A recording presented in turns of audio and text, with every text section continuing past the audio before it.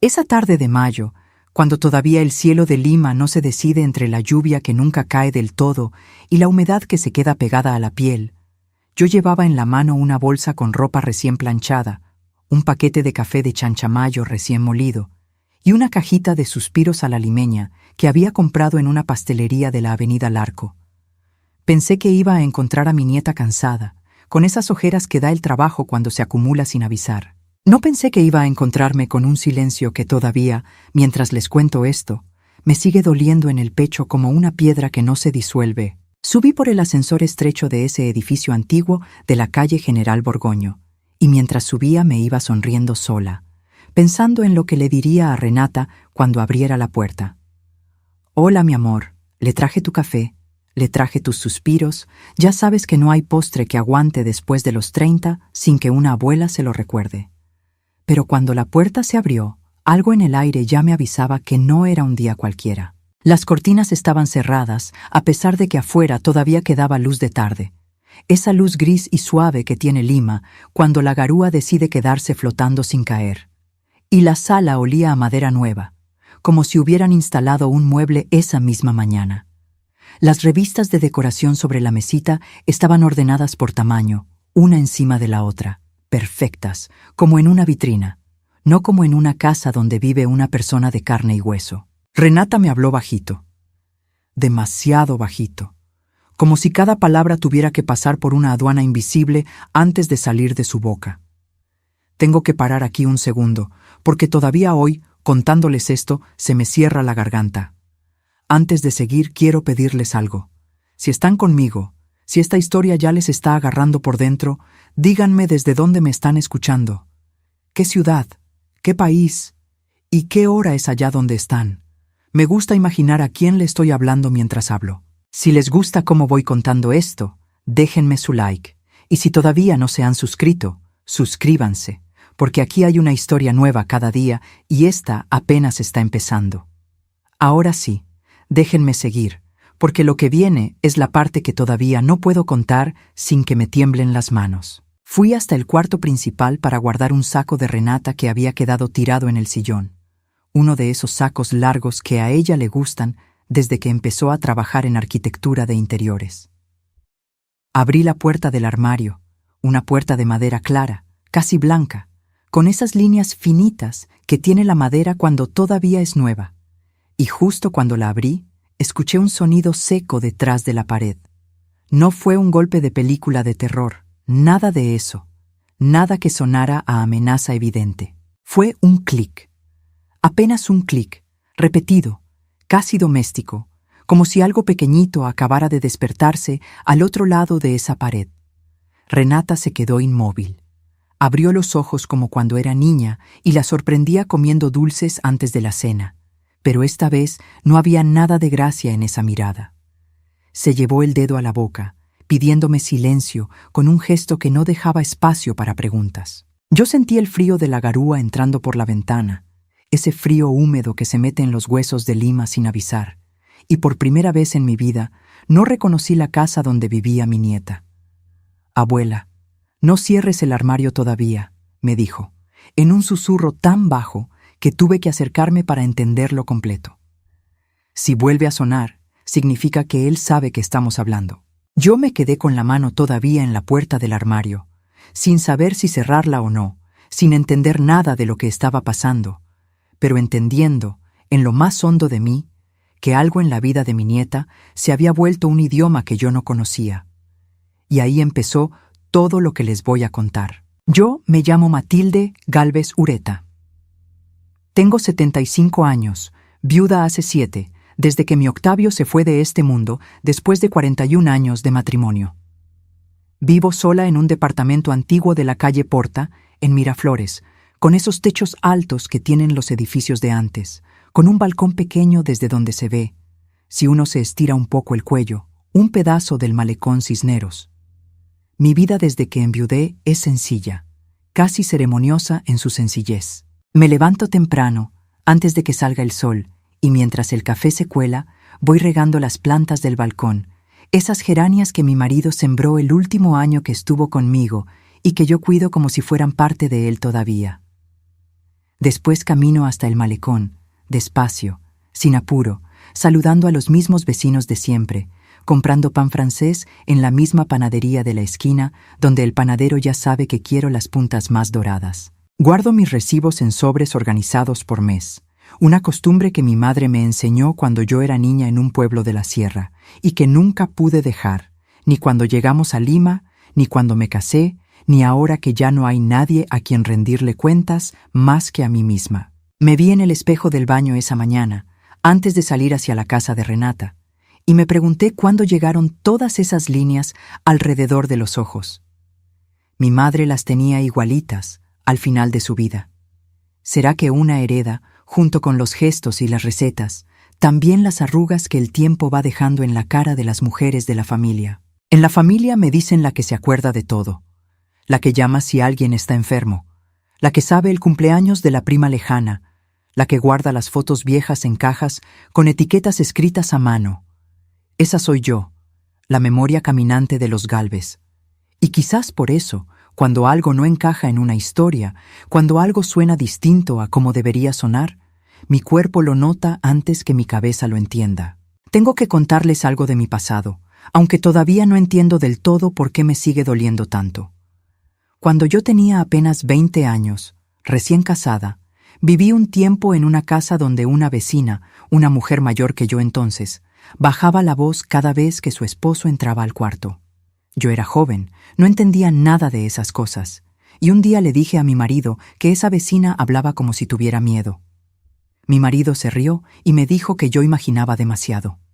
Nunca volví a hablar de eso. Y años después, cuando esa mujer se mudó sin avisar a nadie, sin despedirse, sentí una culpa que no tenía nombre, una culpa que se quedó dormida en algún rincón de mí durante más de 50 años, hasta el día en que escuché ese clic detrás del armario de mi nieta. Quiero hacer una pausa aquí, porque siento que ya llevamos un rato juntos y todavía no les he dicho cuánto agradezco que estén aquí. De verdad. Cuéntenme algo en los comentarios, cualquier cosa, aunque sea solo para saber que hay alguien al otro lado de esta pantalla, escuchando a esta señora mayor contar su historia. Y si tienen un momentito, dale like, que eso ayuda más de lo que se imaginan para que esta historia llegue a más personas. Mañana hay otra historia. Esa es una promesa que les hago todos los días. Pero ahora déjenme volver a Renata, porque lo que sigue es difícil de contar, pero se lo debo a ella. Mi nieta se llama Renata Quirós Gálvez.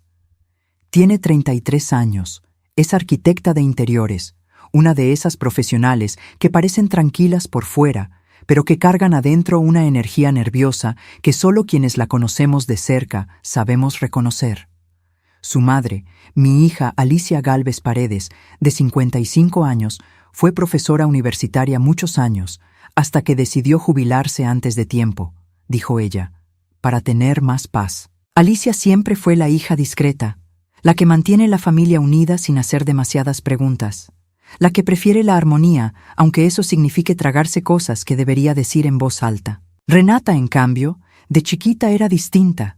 Era de esas niñas que hablaban con las manos en el aire, que se subían a las sillas para alcanzar lo que quería sin pedir ayuda, que dibujaban casas con ventanas enormes porque decía que las casas necesitaban mucha luz para que la gente adentro no se pusiera triste. Yo recuerdo perfectamente una tarde, ella tendría unos 9 años, en que me dijo, «Abuela, cuando sea grande voy a diseñar casas donde nadie se sienta encerrado». Y yo me reí, porque en ese entonces me parecía una frase bonita de niña, nada más. Hoy esa frase me regresa con un peso distinto, casi como una premonición que ninguna de las dos entendimos a tiempo. Cuando creció, Renata estudió arquitectura, se especializó en diseño de interiores, y durante varios años fue de las profesionales más solicitadas de su generación en Lima. Tenía su propia mesa de dibujo, sus propios clientes, su propia voz dentro de cada proyecto que firmaba. Y entonces apareció Bruno. Bruno Ledesma Aramburú tiene 44 años. Es diseñador de mobiliario, un hombre educado, de esos que siempre saludan con un apretón de manos firme y una sonrisa que parece sincera. Lo conocí en una reunión familiar hace unos 4 años, cuando Renata lo presentó como su nueva pareja. Y recuerdo que pensé, qué bien educado este muchacho, qué orden tiene en su forma de hablar, qué cuidado en cada palabra que elige. Esa misma cualidad que entonces me pareció admirable es la que hoy, mirando hacia atrás, me parece la primera señal que ignoré sin saberlo. Bruno tiene esa manera de estar en una habitación que hace que todos los demás se sientan, sin saberlo, un poco más pequeños. No grita, no amenaza, no levanta la voz jamás, al menos no delante de nadie. Su fuerza está en otro lugar, en una calma que controla todo lo que toca, en una capacidad casi artística de convertir cualquier incomodidad ajena en exageración, cualquier pregunta en confusión, cualquier decisión independiente de Renata en desorganización. Quiero detenerme un momento aquí, porque esta parte me cuesta más de lo que pensaba. A veces, cuando cuento estas historias, siento que estoy otra vez sentada en esa sala con las cortinas cerradas. Pero sigo, porque sé que del otro lado hay alguien que quizás esté reconociendo algo de lo que estoy describiendo. Si es así, si algo de esto les suena familiar, no tienen que decirlo todo en los comentarios, pero déjenme un mensaje, aunque sea pequeño. Y compartan esta historia con alguien, si sienten que puede llegarle en el momento justo. Aquí seguimos, todos los días, contando lo que de verdad importa. Esa primera tarde, después de escuchar el clic detrás del armario, me senté con Renata en la mesa de la cocina, fingiendo una normalidad que no sentía. Mientras hablábamos de cosas sin importancia, yo iba mirando cada detalle del departamento con otros ojos. Un reloj digital cerca de la puerta de entrada, de esos que parecen relojes comunes, pero que tienen un brillo extraño en la esquina superior. Una lámpara nueva sobre el mueble del comedor, demasiado nueva para un departamento que Renata alquilaba desde hacía más de 2 años. Pequeños huecos en la pared, recién tapados con masilla, apenas visibles si uno no los busca a propósito. Cables blancos que se asomaban detrás de un estante de libros, como venas escondidas bajo la piel de esa casa. Y sobre la mesa del comedor, una tabla de dibujo con planos de un proyecto sin firma. Bruno llegó minutos después, cargando una bolsa con empanadas recién compradas, con esa sonrisa amable que ya les he descrito. Me saludó con cariño, me preguntó si había encontrado todo en orden, como preguntando si la casa estaba a la altura de mis expectativas, como si el orden importara más que el bienestar de quien vivía adentro de esas paredes. Le dije que sí, que todo estaba muy lindo, y mientras lo decía sentía que mi propia voz se acomodaba a un tono que no era el mío. Uno más suave, más cuidadoso, casi como el de Renata. Me fui de esa casa con el corazón apretado, sin entender del todo lo que había pasado, pero entendiendo que algo en la vida de mi nieta había cambiado de una manera que yo no había sabido leer a tiempo. Caminando por la avenida Arequipa, con el frío de la tarde pegándose a mi chompa de lana, empecé a recordar señales que había dejado pasar sin darles peso. Renata había dejado de ir a los cafés de Barranco con sus amigas, esos cafés a los que íbamos juntas alguna vez, ella y yo, los sábados por la mañana. Había dejado de contestar el teléfono cuando Bruno estaba en casa, algo que noté, pero que justifiqué pensando que estaría ocupada. Había dejado de presentar sus propios proyectos en las reuniones familiares, ella que antes mostraba sus dibujos con orgullo, explicando cada línea con esa pasión que siempre tuvo. Empezó a decir que Bruno organizaba mejor a los clientes, que él tenía más cabeza para los contratos, que ella prefería concentrarse solo en el diseño, y cambió su antigua mesa de dibujo, grande, luminosa, por un rincón pequeño junto a la ventana, casi como si estuviera ocupando menos espacio en su propia vida. Cada una de esas cosas, por separado, podría explicarse de 1000 maneras distintas. El trabajo cansa, las parejas se acomodan, las prioridades cambian con los años, pero juntas, todas esas pequeñas anomalías formaban un dibujo que ya no podía ignorar, un patrón que mi instinto reconocía aunque mi cabeza todavía buscara excusas para no creerlo. Antes de seguir contándoles lo que vino después, necesito hacer una pausa más larga, porque lo que viene me cuesta mucho. Quiero darles las gracias de verdad por seguir aquí conmigo. Si están escuchando esto de noche, sepan que yo también he pasado noches así, dándole vueltas a una preocupación sin poder dormir. Cuéntenme en los comentarios si alguna vez sintieron que alguien que quieren se estaba apagando poco a poco sin que ustedes supieran exactamente por qué. A veces escribir eso ayuda más de lo que uno cree. Y si esta historia les está llegando, no se olviden del like, de la suscripción y de compartirla con alguien que quizás necesite escuchar justo esto, justo hoy.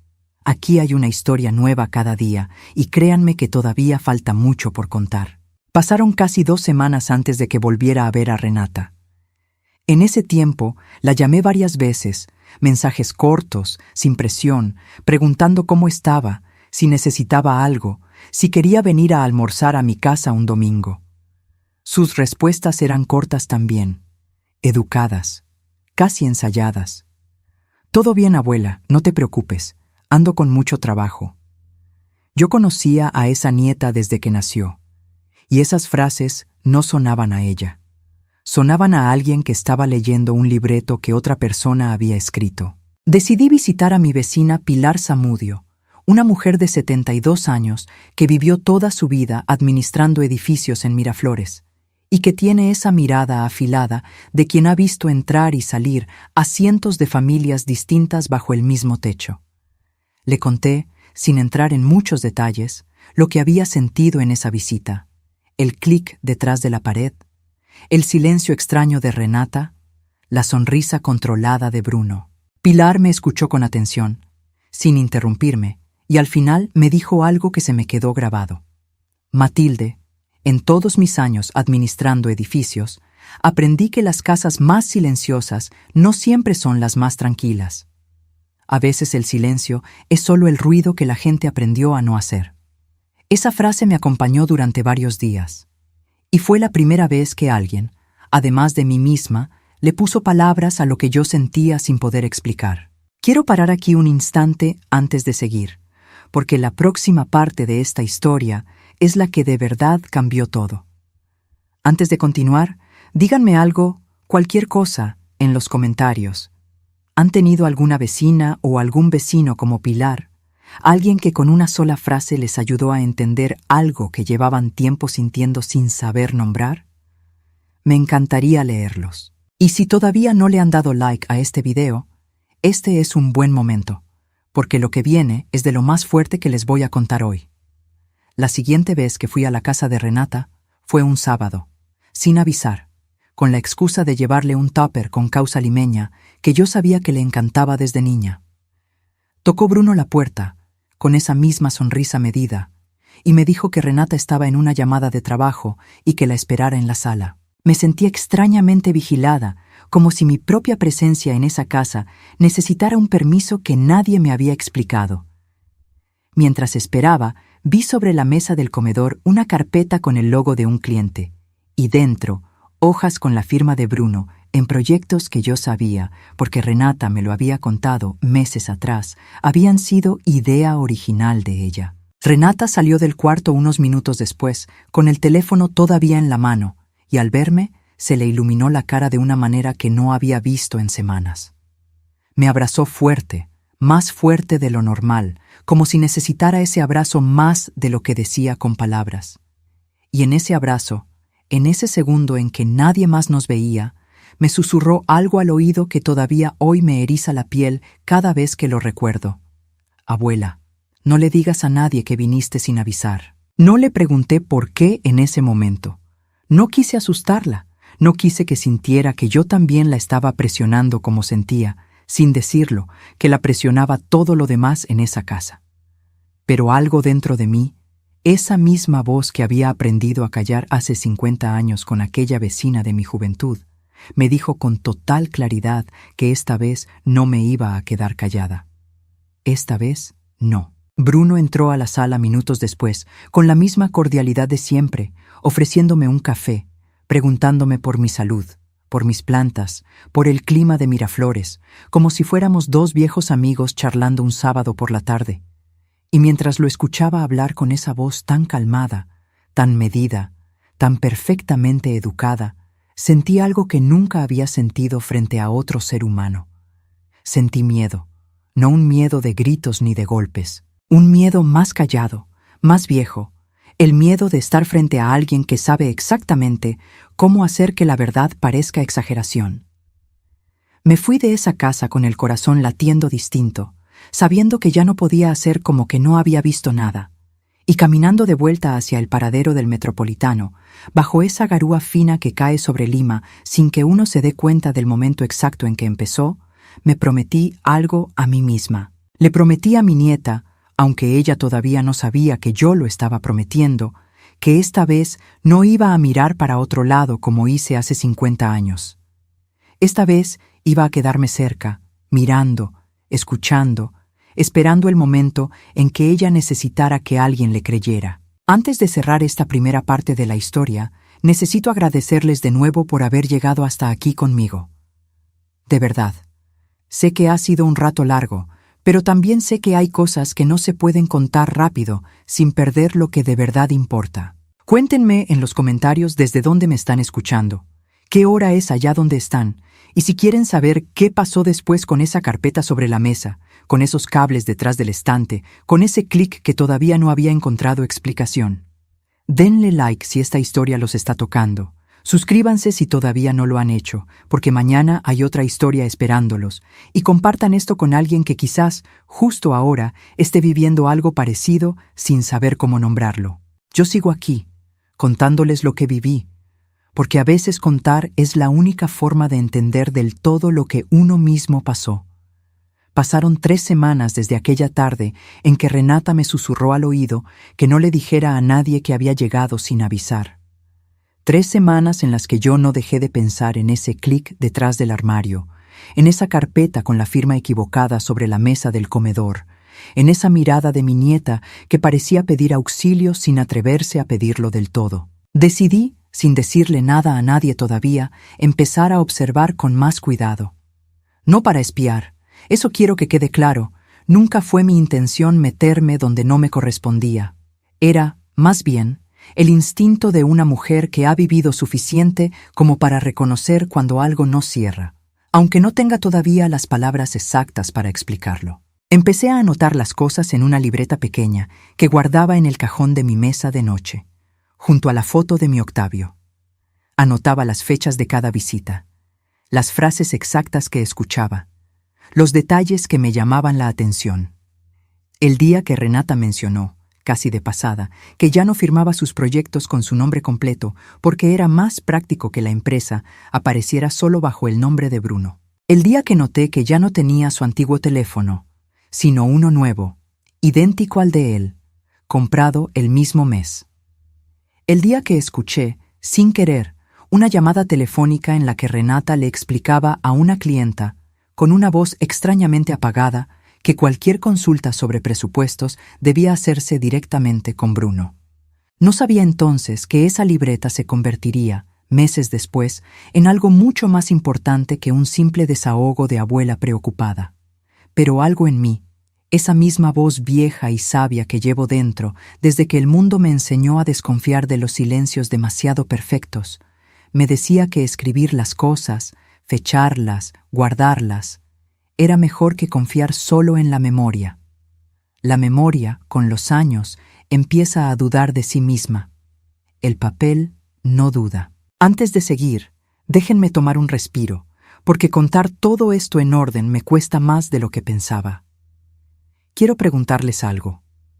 ¿Alguna vez tuvieron la sensación de que necesitaban anotar algo, guardar una prueba, aunque todavía no supieran para qué la iban a necesitar? Cuéntenme en los comentarios. Y si esta historia los está atrapando, ya saben, el like ayuda muchísimo para que más gente la encuentre. Y la suscripción para no perdérsela de mañana. Aquí seguimos, todos los días, contando lo que de verdad vale la pena contar.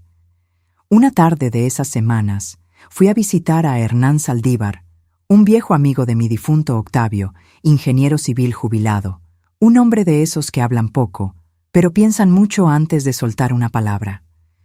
Le conté, con más detalle que a Pilar, lo que había visto en la casa de mi nieta. Los cables detrás del estante, los huequitos tapados con masilla, ese reloj digital con un brillo extraño en una esquina. Hernán me escuchó en silencio, con esa paciencia de ingeniero que mide 2 veces antes de cortar una sola vez, y al final me dijo algo que me dejó helada.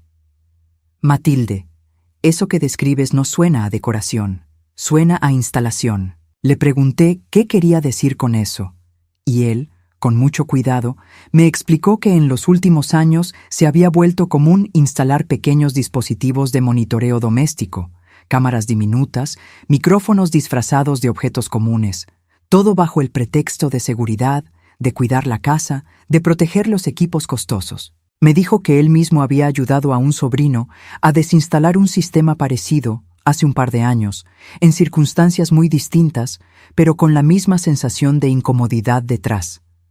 Me advirtió, eso sí, que no hiciera nada apresurado, que antes de actuar había que estar segura, documentar bien, no acusar sin pruebas, porque eso podía empeorar las cosas para Renata en lugar de ayudarla. Esa conversación con Hernán fue la primera vez que alguien le dio nombre, aunque fuera de manera técnica y cuidadosa, a lo que yo había estado sintiendo desde aquel primer clic detrás del armario. Y aunque todavía no tenía pruebas concretas, sentí que por fin no estaba sola con esta carga. Quiero detenerme un segundo más antes de seguir. Esta parte de la historia, la de empezar a entender de verdad lo que estaba pasando, es la que más me costó vivir en su momento, porque la incertidumbre, eso de saber que algo está mal sin saber exactamente qué, es de las cosas más pesadas que una persona puede cargar. Si ustedes están viviendo algo así ahora mismo, esa sensación de que algo no cierra pero no saben bien qué, quiero que sepan que no están solos y que documentar, anotar, observar con calma es siempre mejor que quedarse solo con la angustia adentro. Cuéntenme si esto les resuena. Y por favor, si pueden, compartan esta historia con alguien que quizás necesite escuchar justo esto. Mi hija Alicia, la madre de Renata, vino a visitarme un domingo de esas semanas, como hace cada tanto, a tomar el té de la tarde en mi balcón mirando hacia el malecón. Alicia siempre fue una mujer discreta, de esas que prefieren mantener la paz familiar, aunque eso le cueste tragarse preguntas incómodas. Le mencioné, con mucho cuidado, que había notado a Renata distinta últimamente, más callada, más reservada. Alicia bajó la mirada hacia su taza de té y me dijo, con una voz que sonaba más a excusa que a respuesta, que Renata siempre fue así, reservada, que el trabajo la tenía cansada, que no había que preocuparse de más. No le creí del todo, pero tampoco insistí esa tarde. Conozco a mi hija, sé que cuando algo le incomoda demasiado, prefiere no mirarlo de frente, una costumbre que viene, quizás, de su propia infancia, de una época en que en mi casa también aprendimos, sin que nadie lo dijera en voz alta, que era mejor no preguntar demasiado sobre ciertas cosas. Esa herida, esa costumbre familiar de callar lo incómodo, me hizo entender de golpe por qué a Alicia le costaba tanto ver lo que a mí ya me parecía evidente. Pasaron unas semanas más, y en una de mis visitas, esta vez avisada con anticipación, encontré a Renata sola en el departamento. Bruno había salido a una reunión de trabajo que, según ella, se extendería hasta la noche. Aproveché ese tiempo para sentarme con ella en la cocina, sin presionarla, hablando de cosas pequeñas primero, recordando anécdotas de su infancia, riendo juntas de algunas tonterías viejas. Y en algún momento, casi sin que ninguna de las dos lo planeara, la conversación se deslizó hacia un terreno más hondo. Le pregunté, con mucho cuidado, si todo estaba bien con Bruno. No le pregunté directamente por los cables, ni por el clic, ni por la carpeta con la firma equivocada. Solo le pregunté, mirándola a los ojos, si era feliz. Renata se quedó callada un largo rato, mirando su taza de café sin tomarlo, y al final me dijo algo que se me clavó en el pecho como una espina. Abuela, ya no sé qué se siente decir algo sin pensar primero si está bien decirlo. Esa frase, simple y devastadora a la vez, fue lo que terminó de quitarme cualquier duda que me quedara. No necesité más explicaciones técnicas, ni cables, ni instalaciones. Mi nieta me estaba diciendo, con esas pocas palabras, que había aprendido a vivir midiendo cada cosa que salía de su boca. Y eso, para una mujer que de niña hablaba con las manos en el aire y dibujaba casas con ventanas enormes para que nadie se sintiera encerrado, era una pérdida que dolía más que cualquier golpe visible. Necesito hacer una pausa aquí, porque escribir esto, recordarlo, todavía me deja sin aire.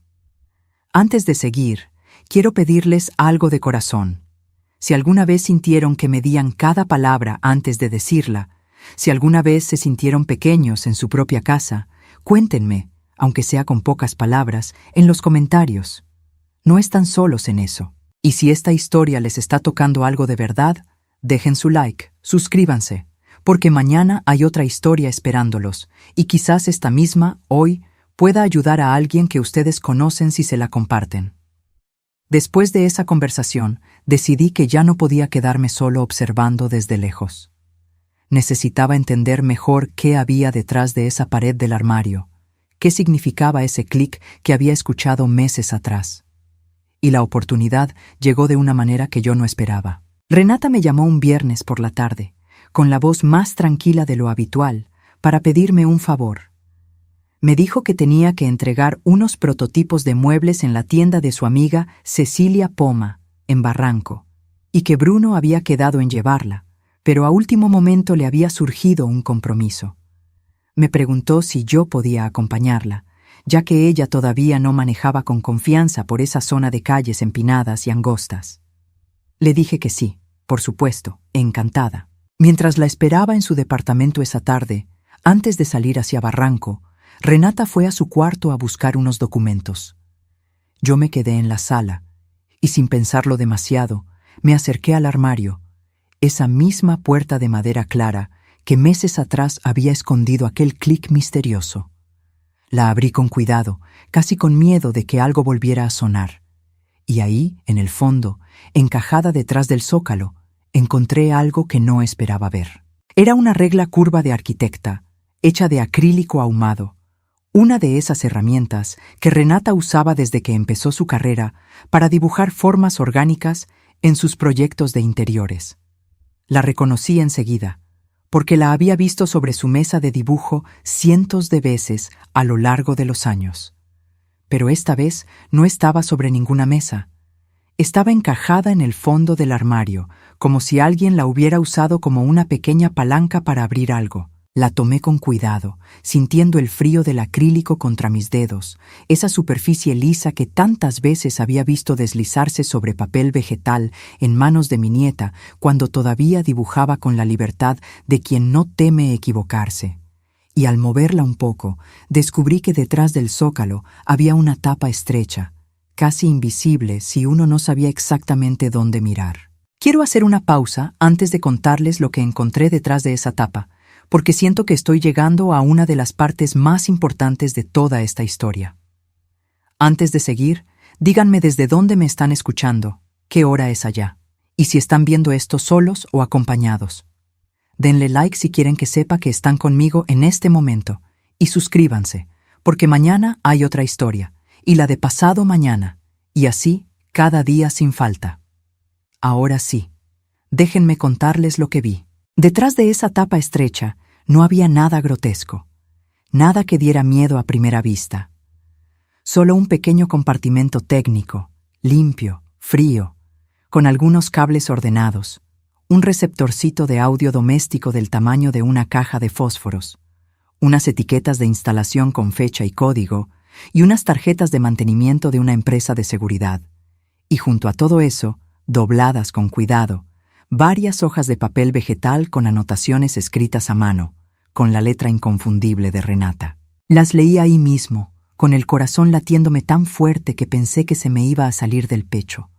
Eran notas profesionales, fechadas, donde Renata describía, con esa precisión que solo da el miedo disfrazado de orden, un patrón que se repetía desde hacía más de un año. Proyectos que ella diseñaba pero que dejaban de llevar su firma.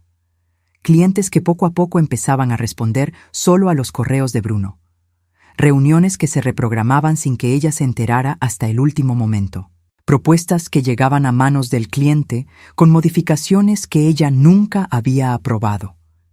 Y al final de una de esas hojas, escrita con una letra más pequeña, más apretada, como si las palabras le costaran más esfuerzo de lo normal, encontré una frase que se me quedó grabada para siempre. No tengo miedo de una pared. Tengo miedo de haber aprendido a hablar como si todas las paredes tuvieran oídos.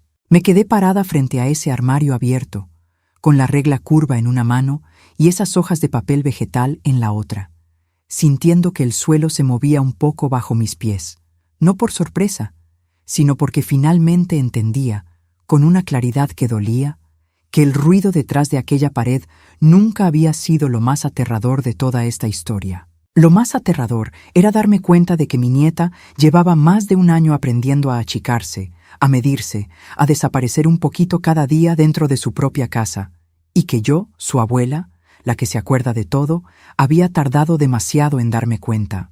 Guardé las hojas con cuidado, exactamente donde las había encontrado, y cerré la tapa del zócalo despacio, casi con respeto, como quien cierra la puerta de un lugar sagrado. Envolví la regla curva en un pañuelo beige que llevaba en mi cartera, sin saber todavía qué iba a hacer con ella, pero sabiendo que ese objeto, esa herramienta que tantas veces había visto crear líneas valientes sobre el papel, ahora cargaba un peso completamente distinto. Cuando Renata salió de su cuarto con los documentos para Cecilia, me encontró todavía parada cerca del armario, con la cartera cerrada y la mirada, supongo, distinta a la de minutos antes. No le dije nada en ese momento. No era el lugar, no era el momento, y sobre todo, no quería que se sintiera acorralada o juzgada. Salimos juntas hacia Barranco, en silencio casi todo el camino, mientras yo sentía el peso de esa regla curva dentro de mi cartera, como si cargara, sin saberlo todavía del todo, la prueba de algo mucho más grande que un simple malentendido familiar. Antes de cerrar esta segunda parte de la historia, necesito agradecerles de nuevo, de todo corazón, por haber llegado hasta aquí conmigo. Sé que esta parte fue larga, sé que fue dura de escuchar, pero también sé que algunas verdades necesitan su tiempo para contarse bien. Cuéntenme en los comentarios qué creen que va a pasar después. ¿Qué creen que va a hacer esta abuela con esa regla curva guardada en su cartera? Denle like si esta historia los está atrapando de verdad. Suscríbanse si todavía no lo han hecho.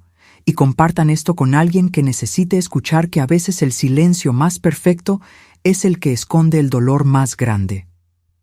Mañana sigo contándoles lo que pasó en esa tienda de Barranco, lo que Renata finalmente me dijo, y lo que esta abuela, con el corazón roto pero la espalda derecha, decidió hacer para que su nieta volviera a dibujar líneas propias. Aquí sigo, todos los días, contando lo que de verdad importa. Llegamos a Barranco, cuando la tarde ya empezaba a teñirse de ese gris azulado que tiene el cielo limeño antes de oscurecer del todo.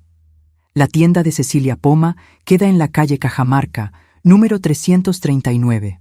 Un local pequeño con grandes ventanales donde se exhiben lámparas de cerámica, pantallas de tela cruda y algunas piezas de mobiliario artesanal que ella misma selecciona con buen ojo. Cecilia tiene 46 años, es de esas mujeres que hablan con las manos llenas de anillos y que parecen siempre estar a punto de reírse de algo, aunque por dentro carguen sus propias batallas silenciosas, como todos cargamos. Renata bajó del auto con la caja de prototipos bajo el brazo, y yo me quedé un momento sentada, sintiendo el peso de la cartera sobre mis piernas. Esa regla curva envuelta en el pañuelo beige que parecía pesar mucho más de lo que en realidad pesaba.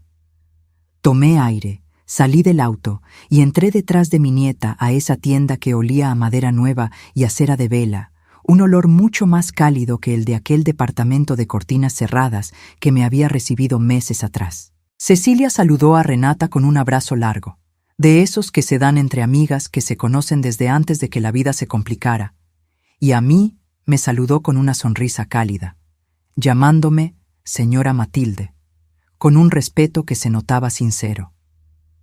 Mientras Renata acomodaba los prototipos sobre una mesa al fondo del local, Cecilia se acercó a mí y me preguntó en voz baja si todo estaba bien. Le dije que sí, aunque mi voz debió delatarme un poco, porque ella me miró con esa atención especial que tienen las personas que han aprendido a leer lo que no se dice. Esperé el momento justo, ese instante en que Renata terminó de ordenar las cajas y se quedó parada frente a la mesa, dándome la espalda, respirando hondo como quien se prepara para algo que sabe que va a doler. Saqué entonces de mi cartera el pañuelo beige y lo desenvolví despacio, dejando ver la regla curva de acrílico ahumado sobre la mesa, justo al lado de los prototipos que ella había traído. Renata se quedó inmóvil.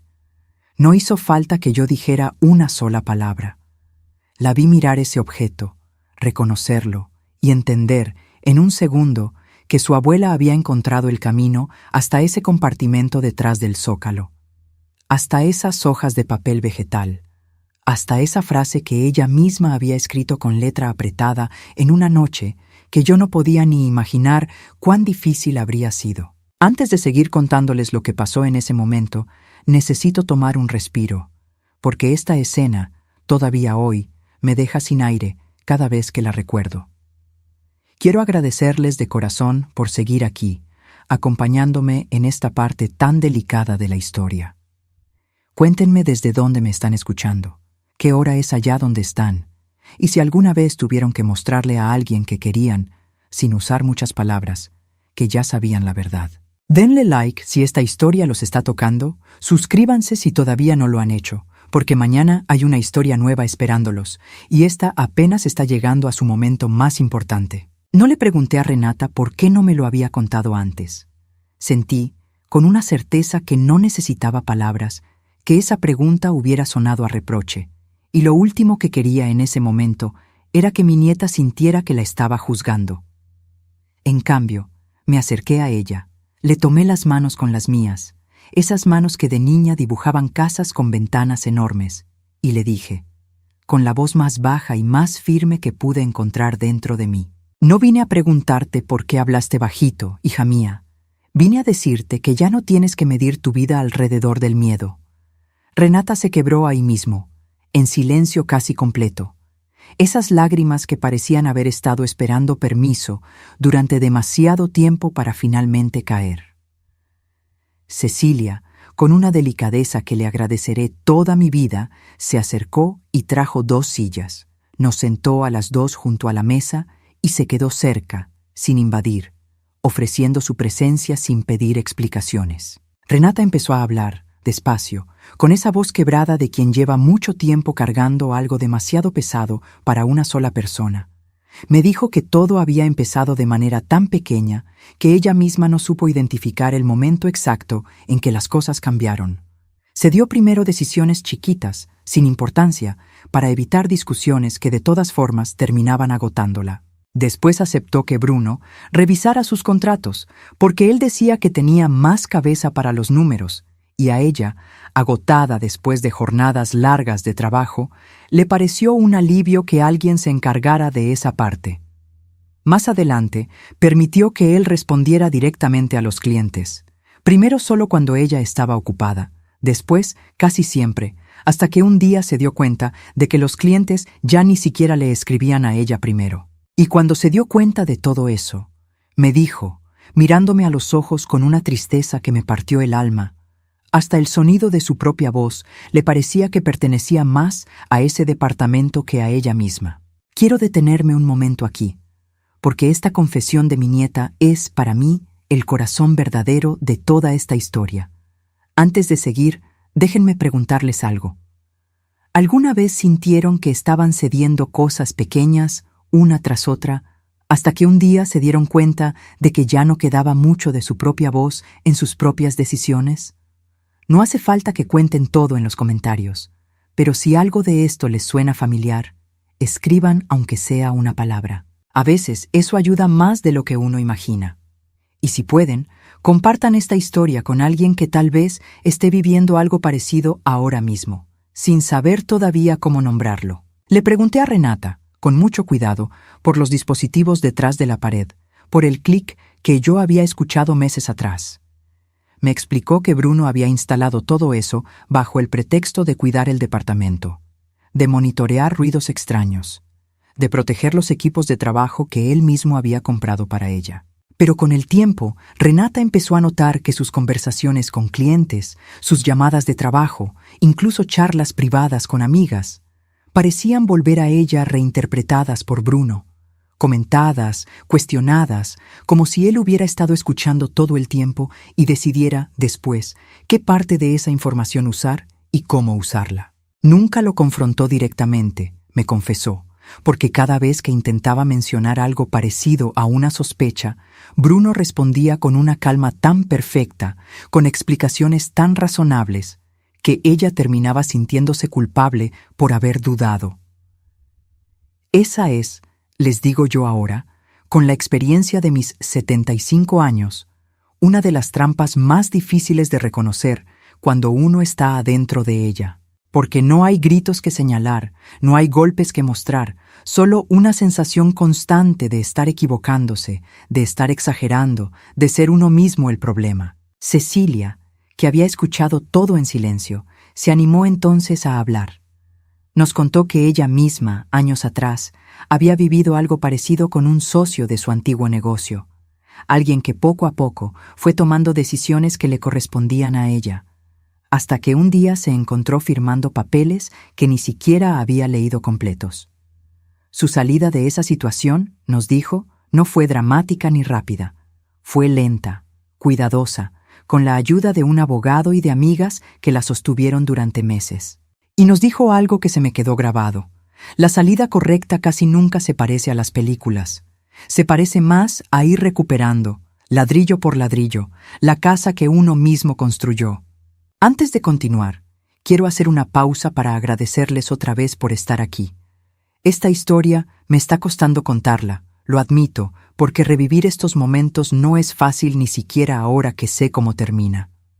Pero también siento que es importante contarla completa, sin atajos, porque a veces lo que más ayuda no es la solución rápida, sino entender de verdad cómo se construye, paso a paso, una salida real. Si están conmigo todavía, díganme en los comentarios qué hora es allá, desde qué ciudad me escuchan y si esta historia los está acompañando en algún momento difícil de su propio día.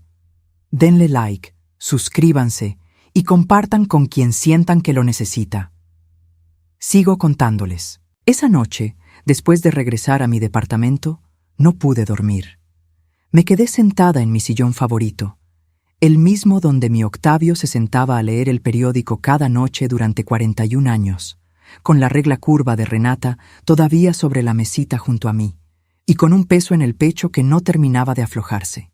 Pensé en llamar inmediatamente a alguna autoridad, en presentarme directamente a alguna oficina a contar todo lo que sabía, porque la urgencia que sentía por proteger a mi nieta era enorme.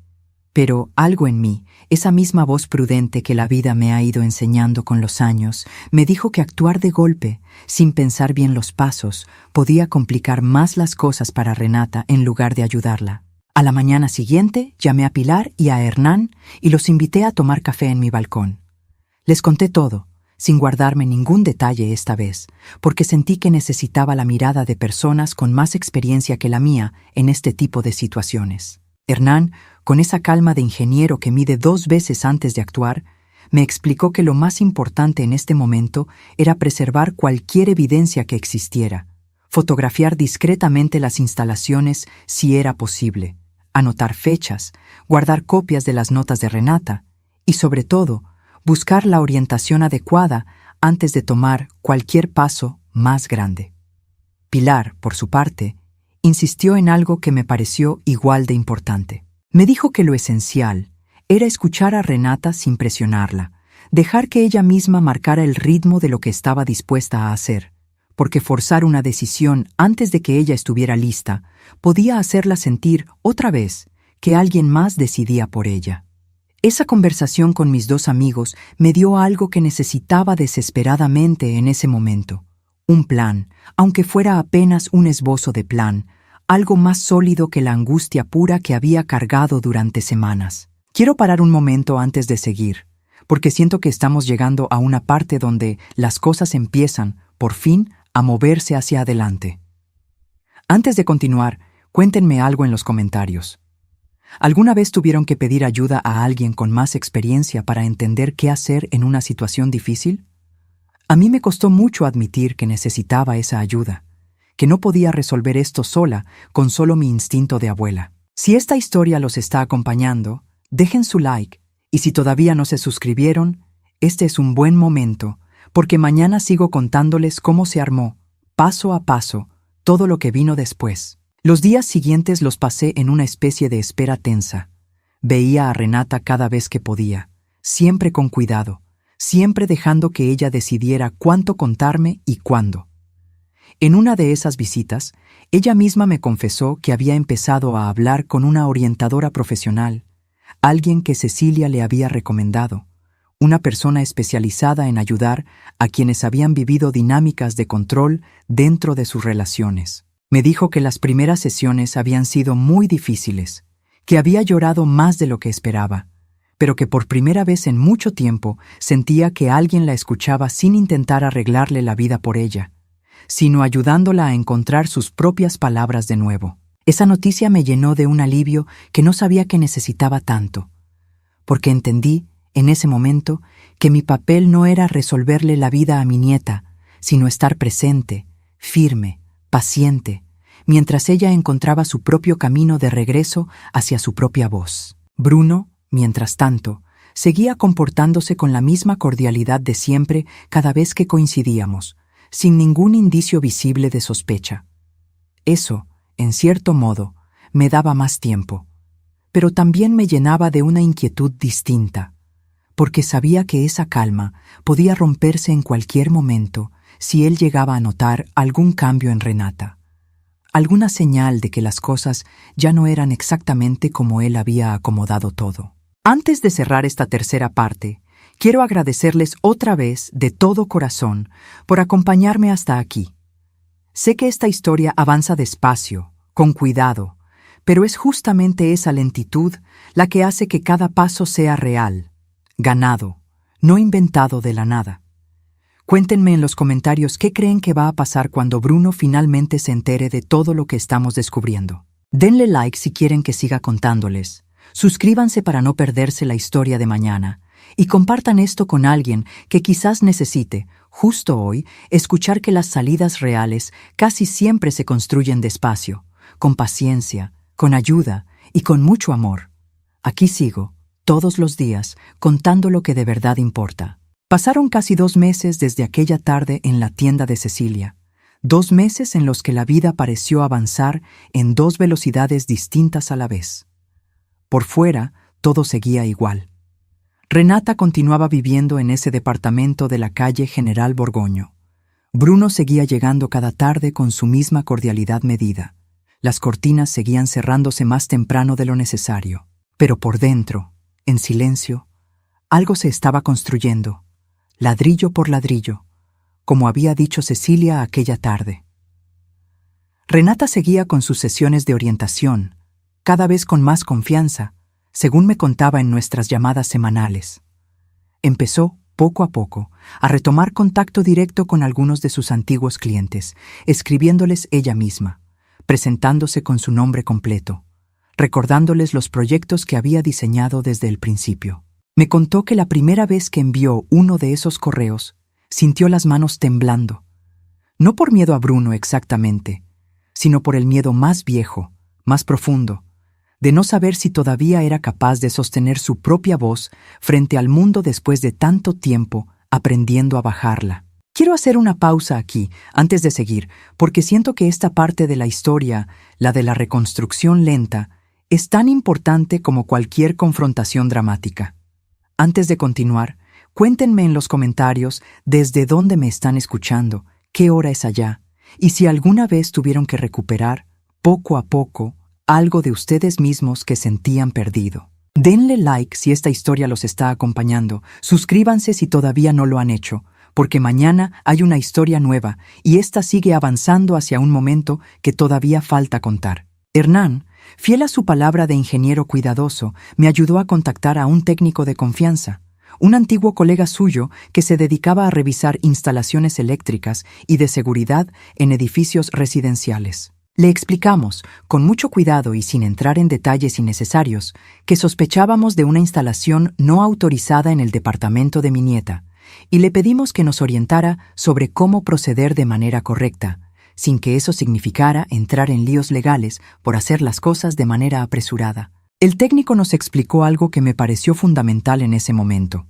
Nos dijo que, antes de tocar o desinstalar nada, era importante documentar todo con fotografías claras, fechadas y, si era posible, contar con el respaldo de alguna autoridad competente o de un profesional certificado que pudiera dar testimonio formal de lo que se encontraba ahí.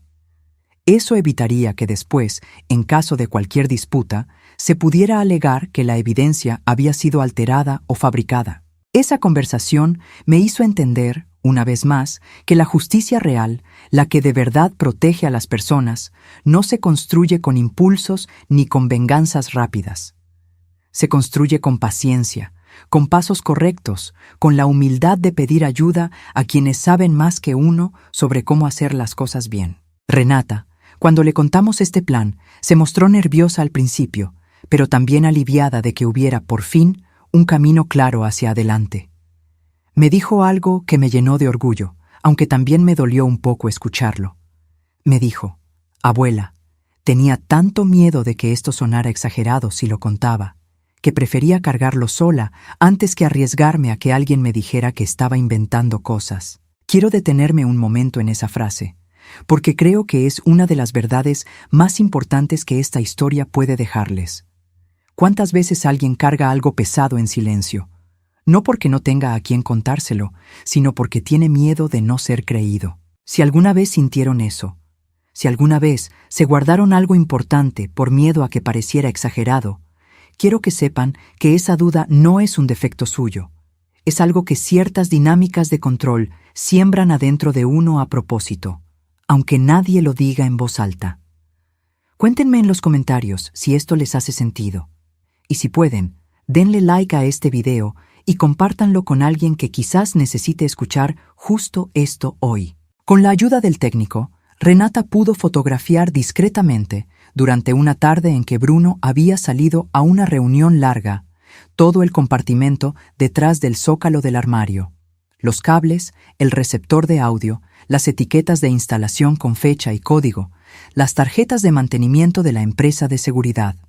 Todo quedó documentado con fecha y hora, guardado en copias de seguridad que Hernán nos ayudó a organizar correctamente. Mientras tanto, yo seguía visitando a Renata con la misma frecuencia de siempre, llevándole su café de chanchamayo, sus suspiros a la limeña, manteniendo esa rutina que para cualquier persona de afuera parecía la misma de siempre, pero que para nosotras dos cargaba ahora un significado completamente distinto. Cada visita era también una oportunidad de revisar, en voz baja, los próximos pasos, de preguntarle cómo se sentía, de recordarle que no tenía que apurarse más de lo que su propio corazón le permitiera. Alicia, mi hija, seguía sin saber del todo lo que estaba pasando.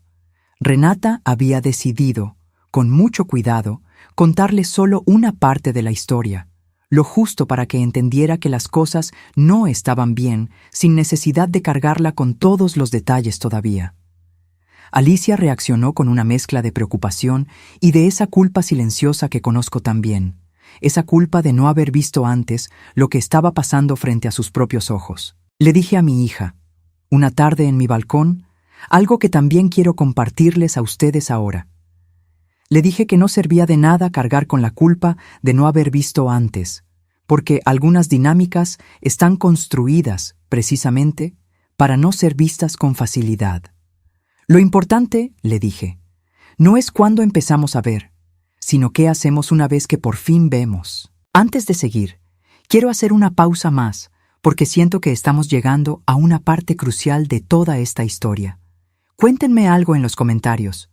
¿Alguna vez cargaron con culpa por no haber notado antes algo que después les pareció tan evidente? Yo cargué con esa culpa muchos años, desde mucho antes de esta historia con Renata, desde aquella vecina de mi juventud que bajaba la voz cuando su esposo entraba al cuarto.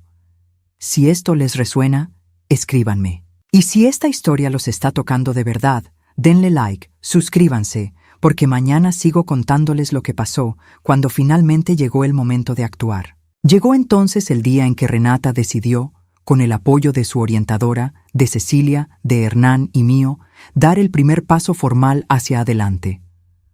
No fue una confrontación gritada ni dramática, como quizás algunos esperarían de una historia como esta. Fue, más bien, una conversación serena, planificada con cuidado, en la que Renata le comunicó a Bruno, en su propio departamento, con la calma que había estado practicando durante semanas en sus sesiones, que había decidido tomar distancia, que necesitaba recuperar su espacio profesional y personal, y que ya había empezado los trámites necesarios para registrar sus proyectos bajo su propio nombre completo. Yo no estuve presente en esa conversación, porque Renata, con mucha claridad, me dijo que necesitaba hacerlo ella sola, sin que pareciera que alguien más estaba peleando esa batalla en su lugar.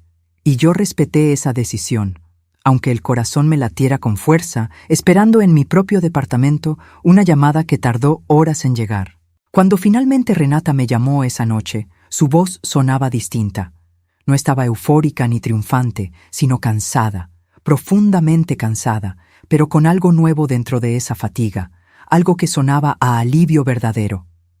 Me contó que Bruno había reaccionado, primero, con esa misma calma controlada de siempre, intentando explicarle que estaba exagerando, que todo se podía hablar con calma, que no había necesidad de tomar decisiones tan drásticas. Pero cuando Renata, sin levantar la voz, sin gritar ni acusar, simplemente repitió, con calma, que ya había tomado su decisión y que no iba a discutirla más, algo en la actitud de Bruno cambió, aunque fuera apenas perceptible. Su tono se volvió más frío, más distante, pero no hubo gritos, no hubo escenas, no hubo nada de lo que tantas veces tememos cuando pensamos en este tipo de confrontaciones. Quiero detenerme un momento aquí, porque esta calma, esta ausencia de drama, es precisamente lo que quiero que entiendan de esta historia. La salida correcta no siempre se parece a lo que imaginamos. A veces no hay gritos, no hay portazos, no hay enfrentamientos cinematográficos. A veces la salida más valiente es simplemente decir, con calma, ya decidí, y sostenerlo. Antes de seguir, cuéntenme en los comentarios qué les parece esta forma de actuar, esta calma frente a algo tan difícil. Denle like si esta historia los está acompañando. Suscríbanse para no perderse lo que viene. Y compartan esto con alguien que tal vez necesite ver que la fortaleza no siempre grita, a veces solo se mantiene firme en silencio. En las semanas siguientes, con la ayuda de un abogado que Hernán nos recomendó, Renata empezó formalmente el proceso de registrar sus proyectos bajo su nombre completo, recuperando documentación, contratos antiguos, comunicándose directamente con cada uno de sus clientes para aclarar la situación de manera profesional y sin entrar en detalles personales innecesarios. El técnico amigo de Hernán supervisó el desmontaje completo de la instalación detrás del armario, documentando cada paso, y Renata decidió, con mucho cuidado, trasladar temporalmente su trabajo a un pequeño espacio compartido en Barranco, cerca de la tienda de Cecilia, donde podía concentrarse de nuevo en sus diseños sin la sensación constante de estar siendo observada. Bruno, durante todo ese proceso, mantuvo una actitud distante, pero sin llegar a ninguna confrontación mayor. Hubo, eso sí, algunos intentos de su parte de minimizar lo que estaba pasando frente a amigos comunes, sugiriendo que Renata estaba pasando por una etapa difícil, que las cosas se habían malinterpretado. Pero Renata, cada vez con más firmeza, decidió no entrar en esas discusiones, no defenderse de acusaciones que no merecían respuesta, y simplemente seguir adelante con su propio camino. Antes de cerrar esta cuarta parte de la historia, quiero agradecerles, una vez más, de todo corazón, por seguir aquí conmigo. Esta historia, como les he dicho desde el principio, no es de las que se resuelven con un golpe de suerte o con una venganza espectacular. Es de las que se construyen despacio, con ayuda, con paciencia, con la valentía silenciosa de alguien que decide un día que ya no quiere medir cada palabra antes de decirla. Cuéntenme en los comentarios qué creen que va a pasar ahora con Renata, con su nuevo espacio de trabajo, con esa regla curva que todavía guardo yo en mi propia casa. Denle like si esta historia les está dejando algo de verdad. Suscríbanse si todavía no lo han hecho, porque mañana sigo contándoles cómo terminó todo esto, y compartan esta historia con alguien que quizás, justo ahora, necesite escuchar que siempre hay un camino de regreso hacia la propia voz, aunque ese camino sea lento, aunque ese camino duela. Aquí sigo, todos los días, contándoles lo que de verdad importa. Pasaron casi 8 meses desde aquella tarde en la tienda de Cecilia. 8 meses que se fueron acomodando, uno encima del otro, como esas piedras que el mar de Lima va dejando en la orilla del malecón después de cada tormenta.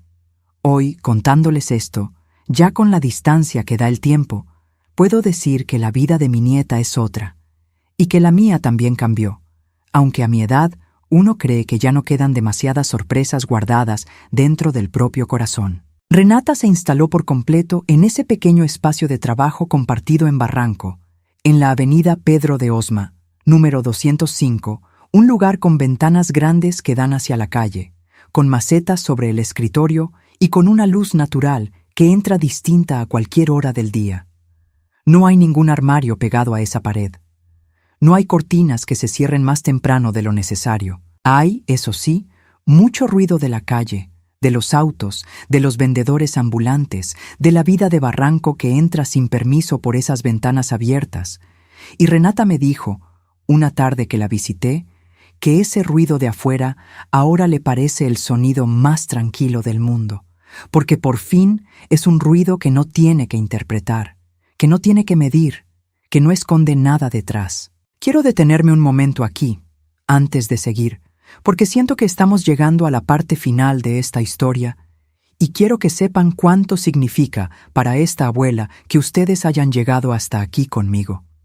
Cuéntenme en los comentarios desde dónde me están escuchando, qué hora es allá donde están, y si alguna vez sintieron, como Renata, que un ruido que antes les daba miedo se convirtió, con el tiempo, en algo que ya no pesa. Denle like si esta historia los está acompañando hasta el final, y si todavía no se han suscrito, este es un buen momento, porque mañana hay otra historia esperándolos, y esta apenas le queda un poco más por contar. Mi hija Alicia, con el tiempo, terminó de enterarse de toda la historia completa, no solo de la parte que Renata le había contado al principio para no preocuparla de más.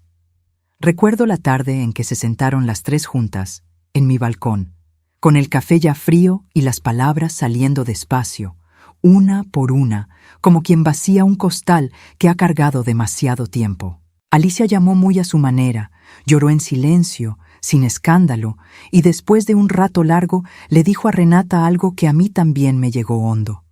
Le dijo que lamentaba no haber preguntado más, no haber insistido cuando algo dentro de ella también sospechaba que algo no estaba bien. Renata le tomó la mano y le dijo que no había nada que perdonar, que cada una había hecho lo que pudo con lo que sabía en ese momento, y que ahora lo único que importaba era seguir adelante juntas. Esa conversación entre mi hija y mi nieta me enseñó algo que quiero compartirles a ustedes ahora, porque creo que es una de las verdades más importantes de toda esta historia. La culpa, cuando se queda guardada en silencio, no protege a nadie, pero la culpa, cuando se convierte en una conversación honesta, en una disculpa sincera, en la decisión de acompañar de verdad a partir de ahora, puede transformarse en algo distinto, en algo que sana en lugar de pesar. Antes de seguir, quiero pedirles algo de corazón.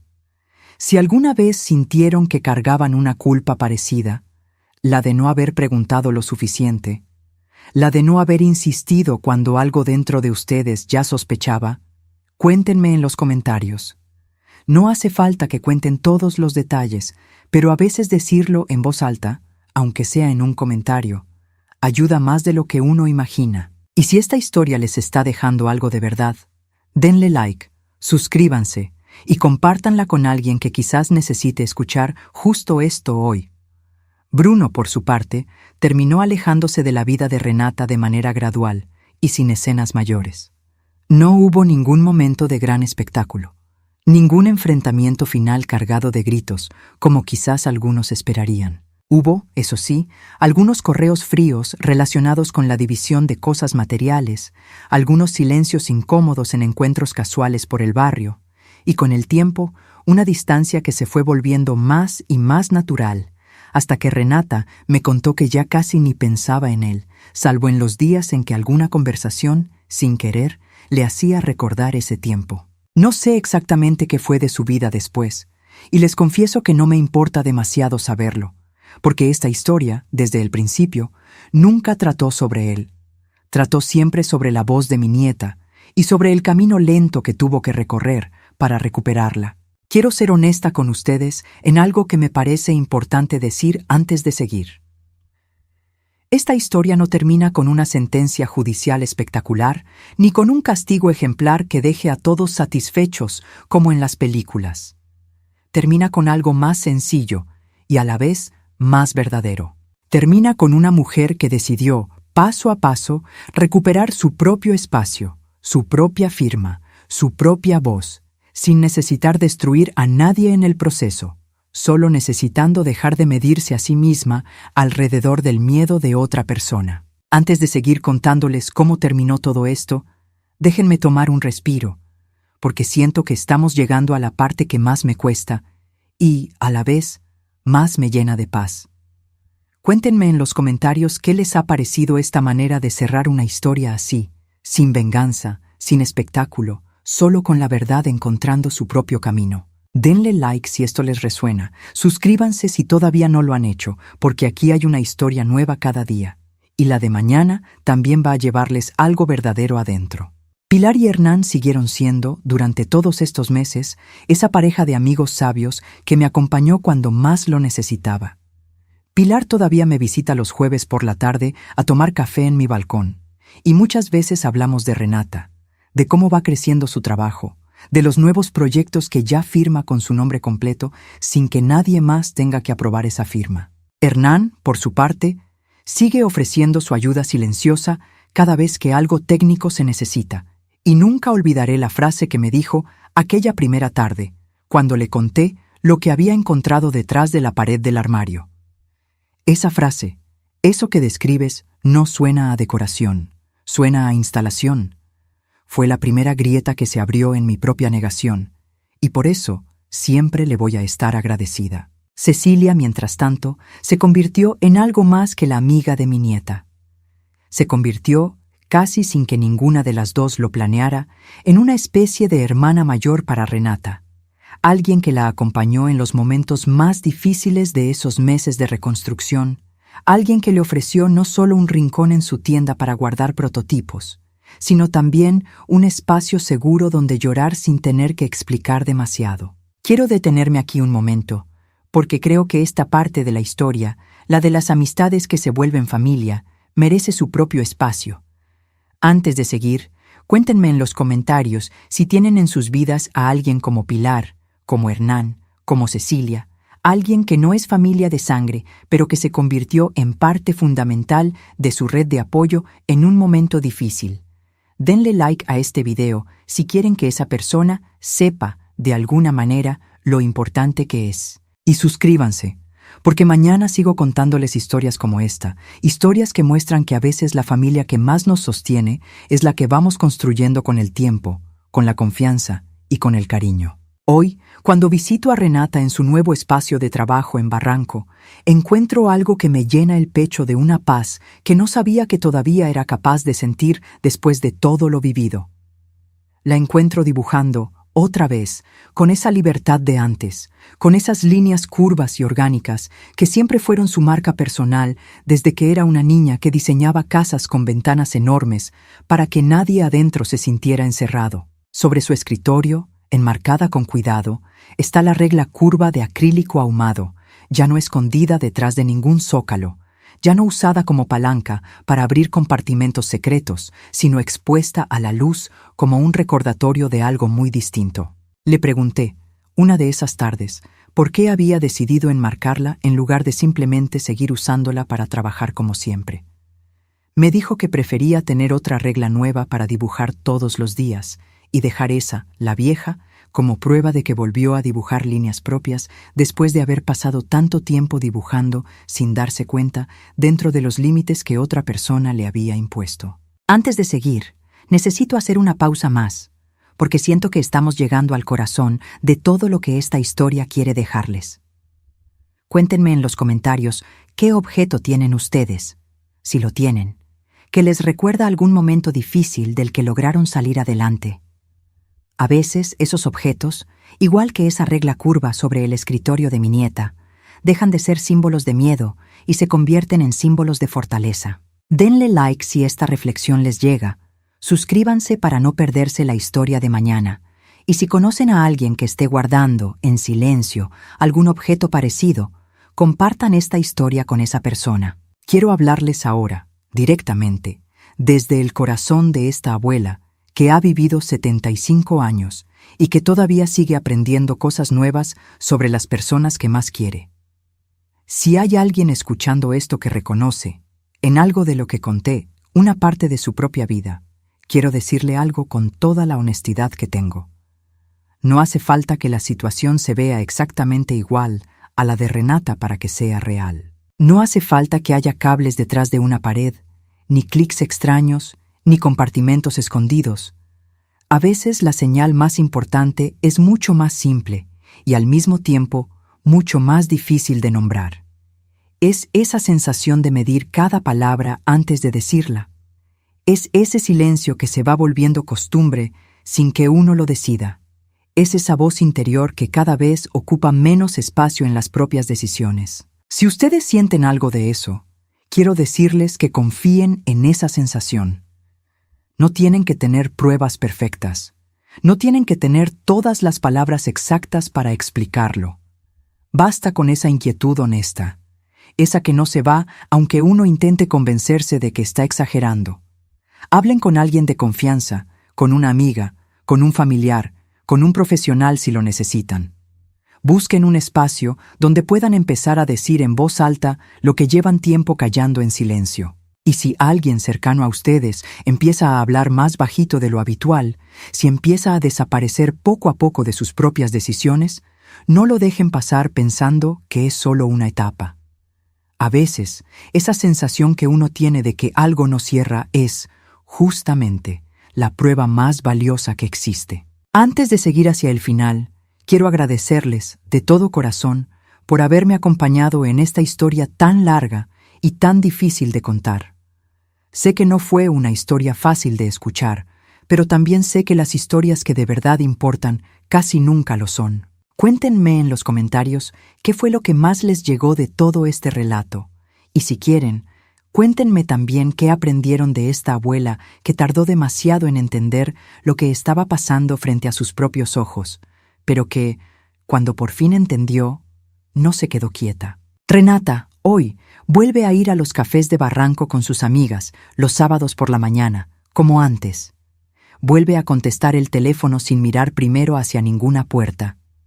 Vuelve a presentar sus propios proyectos en las reuniones familiares, mostrando sus dibujos con ese mismo orgullo de siempre, explicando cada línea curva con la pasión que la caracterizaba desde niña. Hace unos meses me contó, con esa risa que tanto extrañé durante esos años difíciles, que un cliente nuevo le preguntó quién había diseñado un espacio que ella le mostraba, y que ella, sin dudarlo, sin medir la respuesta, le dijo con total claridad: «Lo diseñé yo, con mi nombre completo, sin que nadie más tuviera que aprobarlo». Esa frase, tan simple, me hizo entender que el viaje que empezó aquella tarde de garúa, con un clic detrás de un armario, había llegado, por fin, a un lugar de verdadera paz. Quiero contarles, antes de cerrar esta historia, lo que esto significó para mí también, porque esta historia, aunque trata sobre Renata, también es la historia de una abuela que tuvo que aprender, a los 75 años, que la edad no es debilidad, sino experiencia, que ese instinto que sentimos cuando algo no cierra tiene un nombre, y ese nombre es sabiduría vivida. Aprendí que la culpa por no haber visto antes ciertas cosas no sirve de nada si no se transforma en presencia, en acompañamiento, en la decisión de quedarse cerca, observando, escuchando, sin presionar, hasta que la persona que uno quiere esté lista para dar el siguiente paso. Aprendí que proteger a alguien que uno ama no siempre significa actuar de inmediato con todas las respuestas, sino muchas veces significa simplemente estar presente, con paciencia, mientras esa persona encuentra su propio camino de regreso hacia su propia voz. Y aprendí, también, algo sobre mi propia historia, sobre aquella vecina de mi juventud que bajaba la voz cuando su esposo entraba al cuarto, y a la que yo, siendo joven, no supe ni quise ayudar, porque mi propio marido me dijo que yo imaginaba demasiado. Esa culpa que cargué durante más de 50 años, sin saber qué hacer con ella, Finalmente encontró un lugar de descanso el día en que decidí no repetir ese mismo silencio con mi propia nieta. No puedo cambiar lo que no hice entonces, pero puedo, y eso es lo que hice, cambiar lo que decidí hacer ahora. Antes de despedirme de ustedes en esta historia, quiero pedirles, de corazón, que si algo de esto les llegó, si sintieron que esta historia les enseñó algo, o si simplemente los acompañó durante un rato de su día, me lo hagan saber. Denle like a este video. Eso ayuda muchísimo para que esta historia llegue a más personas que quizás la necesiten. Suscríbanse a este canal si todavía no lo han hecho, porque aquí hay una historia nueva cada día, contada siempre con el mismo cuidado y el mismo cariño que le puse a esta. Y si conocen a alguien, una amiga, una hermana, una hija, una nieta, que quizás esté viviendo algo parecido sin saber todavía cómo nombrarlo, compartan esta historia con esa persona. Quizás llegue justo en el momento en que más lo necesite. Si llegaron hasta aquí, hasta esta última parte de la historia, quiero pedirles algo más, algo pequeño pero que para mí significa mucho. Déjenme un comentario con la palabra voz. Solo quienes escucharon esta historia completa van a entender por qué esa palabra importa tanto, por qué es, de todo lo que les conté, la que mejor resume lo que esta abuela aprendió a lo largo de estos meses junto a su nieta. Hoy, cuando visito a Renata en su espacio de trabajo, con esas ventanas abiertas hacia la calle ruidosa de Barranco, con las plantas sobre su escritorio y la luz entrando sin que ninguna cortina la detenga, y veo esa regla curva enmarcada, ya no escondida, ya no usada para abrir compartimentos secretos, sino exhibida como prueba de que mi nieta volvió a dibujar líneas propias. Entiendo que aquel ruido detrás del armario, aquel clic que tanto me asustó esa primera tarde de garúa, nunca fue, en realidad, lo más aterrador de toda esta historia. Lo que de verdad me rompió por dentro, lo que todavía hoy, contándoles esto, me sigue doliendo un poco, fue entender que mi nieta llevaba años viviendo como si pedir espacio fuera a hacer demasiado ruido. Gracias por haberme acompañado hasta el final de esta historia. Gracias por escuchar a esta abuela contar algo que le costó mucho poner en palabras. Cuídense mucho. Cuiden a las personas que aman. Presten atención cuando alguien cercano empiece a hablar más bajito de lo habitual. Y recuerden siempre que nunca es tarde para recuperar la propia voz. Mañana tengo otra historia esperándolos, contada con el mismo cariño de siempre. Hasta entonces, de todo corazón, de esta abuela al suyo, muchas gracias.